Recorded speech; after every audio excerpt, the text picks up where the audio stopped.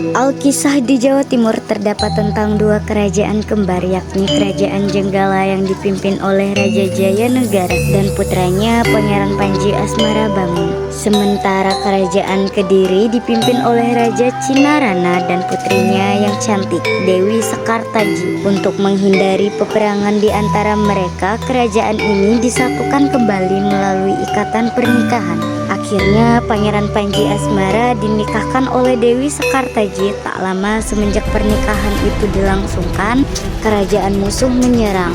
Kerajaan Jenggala diserang oleh musuh. Putri Sekartaji ketakutan melihat kerajaannya diserang. Dewi Sekartaji pun pergi ke kerajaan Jenggala untuk bersembunyi. Ia pun pergi ke sebuah desa yang terletak jauh dari kerajaan. Dia menghampiri sebuah rumah. Kemudian ada suara dari dalam rumah itu. Permisi, maafkan saya, Bu.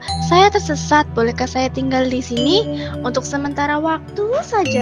Biarkan dia tinggal di sini, Bu. Barangkali dia bisa membantu kita. Sekarang ada yang bisa kita suruh bersih-bersih. Akhirnya Dewi Sekartaji tinggal bersama Nyai Intan dan 3 anaknya, yakni Kelenting Abang, Kelenting Ijo, dan Kelenting Biru. Lalu Dewi Sekartaji diangkat menjadi anaknya dan diberi nama Kelenting Kuning. Selama tinggal di rumah Nyai Intan, Kelenting Kuning selalu disuruh-suruh untuk melakukan pekerjaan rumah oleh ketiga saudarinya. Sementara itu, Pangeran Panji Asmarabangun menang dari peperangan tersebut. Akan tetapi, peperangan Panji Asmara merasa sedih karena istrinya pergi. Ia sudah mencoba mencari ke semua penjuru, namun belum juga menemukan dengan Dewi Sekartaji. Di saat Pangeran Panji Asmara ingin menyerah, seorang pengawal datang membawa kabar baik. Ampun Baginda, hamba menemukan gadis yang mirip dengan istri Baginda di sebuah dusun. Benarkah? Antar aku ke sana sekarang juga.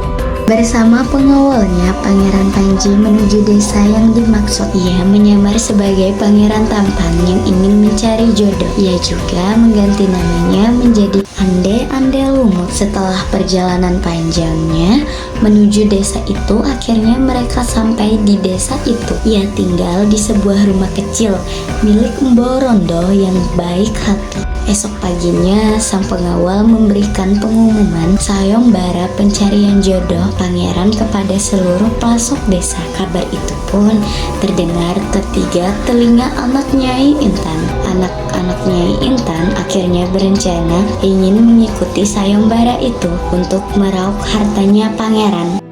Kelenting Abang, Kelenting Ijo, Kelenting Biru siap untuk mengikuti sayembara itu. Apa kamu berencana mengikuti sayembara itu, Kelenting Kuning?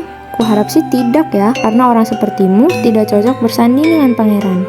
Sebaiknya kamu mencuci pakaian kotor kami saja di sungai. Kelenting Kuning akhirnya ditinggal sendiri. Ia pergi ke sungai untuk mencuci pakaian kotor. Tiba-tiba saja ia dikejutkan oleh seekor bangau yang bisa berbicara. Bangau bisa berbicara? Tuan Putri, pergilah ke desa itu untuk mengikuti sayembara. Di situ Tuan Putri akan bertemu dengan Pangeran Panji Asmarabangun. Bawa cambuk ini jika sewaktu-waktu Tuan Putri dalam bahaya. Tuan Putri bisa menggunakannya. Belum sempat Kelenting Kuning membalas pembicaraan bangau. Bangau itu pergi terbang jauh meninggalkan Kelenting Kuning. Tunggu! Benarkah yang dikatakan Bangau tadi? Apakah Kakanda sedang mencariku? Atau dia sedang mencari istri baru? Aku harus memastikannya.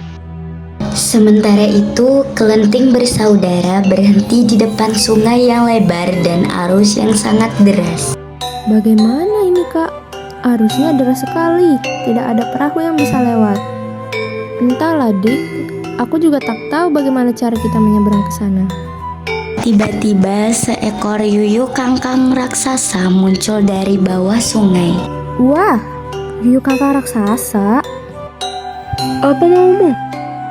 Hahaha. Tenang kan gadisku yang cantik. Aku bisa membantu kalian menyeberang. Tapi aku punya persyaratan. Kalian harus menciumku. Hahaha. Baiklah Yuyu Kangkang, kami penuhi permintaanmu. Ketiga gadis tersebut pun mencium Yuyu Kangkang. Setelah itu pun Yuyu Kangkang dengan cepat menyeberangkan mereka bertiga. Tak lama setelah itu, tibalah kelenting kuning di sungai yang sama dengan saudari angkatnya itu. Lagi-lagi Yuyu Kangkang muncul ke permukaan. Hal yang sama dikemukakan kepada kelenting kuning. Jika kau ingin menyeberang, kau harus menciumku. Hehehe. Namun, jawaban kelenting kuning berbeda. Tidak, aku tidak mau menciummu.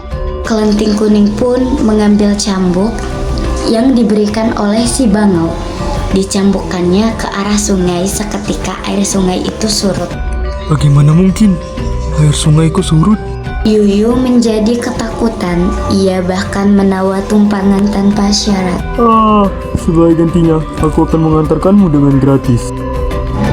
Kelenting pun diantarkan oleh Yuyu Kangkang hingga ke seberang sungai. Tak hanya menyeberang, Yuyu bahkan mengantarkan hingga ke depan rumah Embuh Rando di desa Dadapan.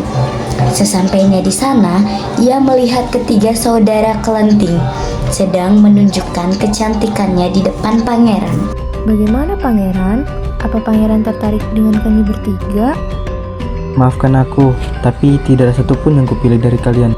Kalian cantik, tapi aku telah memutuskan. Aku telah memilih gadis itu, gadis berbaju kuning. Betapa kagetnya mereka saat pangeran memilih kelenting kuning. Tidak bisa. Dia tuh hanya budak. Iya benar, dia bukan siapa-siapa. Pakaiannya saja jelek dan lusuh. Ketahuilah, aku tidak memilih kalian karena kalian telah mencium Yuyu Kangkang. Hanya gadis berbaju kuning itu yang tidak, karena dia berani menolak. Aku hargai pangeran telah memilihku sebagai permaisuri. Namun sebenarnya kedatanganku ke sini adalah untuk mencari suamiku. Pangeran Panji Asmara bangun membuka penyamarannya. Cari aku. Betapa terkejutnya Dewi Sakartaji bahwa Pangeran Asmara bangun yang ia cari adalah Ande Lumut. Maaf Kakanda, aku hanya berniat untuk bersembunyi, tapi malah tersesat. Tidak apa istriku. Demikianlah Pangeran Asmara bangun dipertemukan kembali dengan Putri Sekartaji. Mereka kembali ke kerajaan Cenggala. Embuh Rando yang telah membantu pangeran turut diajak tinggal di kerajaan Cenggala.